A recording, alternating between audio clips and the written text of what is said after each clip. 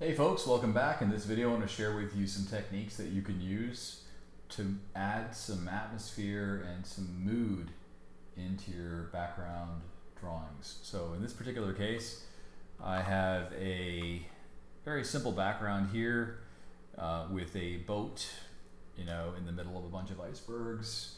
And what I'd like to do is, there's a lot of monochromatic colors going on here, except for the boat, of course.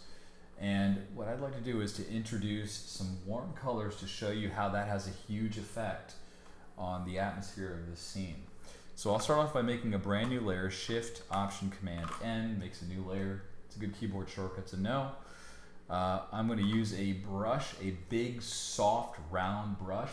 These are part of the default brushes that you get within Photoshop.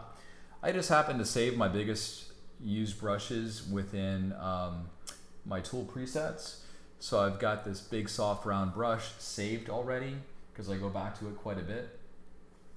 And I've talked about making your own tool presets in a previous video.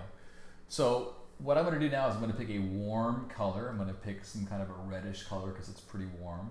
And I'm going to set this layer to having the screen effect applied to it. So with that screen effect, if I now use this big soft round brush, I can come back in and I can paint in some warm values. And you can see how it creates a very complex gradient, better than any gradient that I could create if I just use the gradient tool.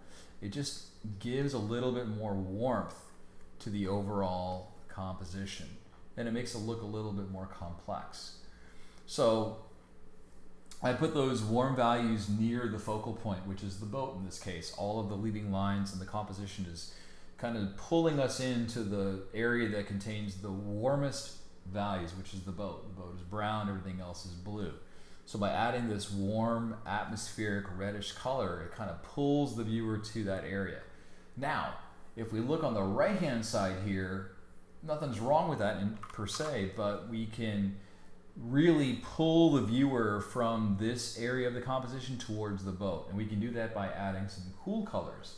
So what we'll do is we'll make a brand new layer. We'll set that layer to multiply, and then we'll pick a desaturated purple color, and we'll come back in and we'll paint that value in. And when we do that, what you'll see is that these cooler values are pushing the viewer to where the warmth is. It's almost telling you, it's like, move to the point of interest.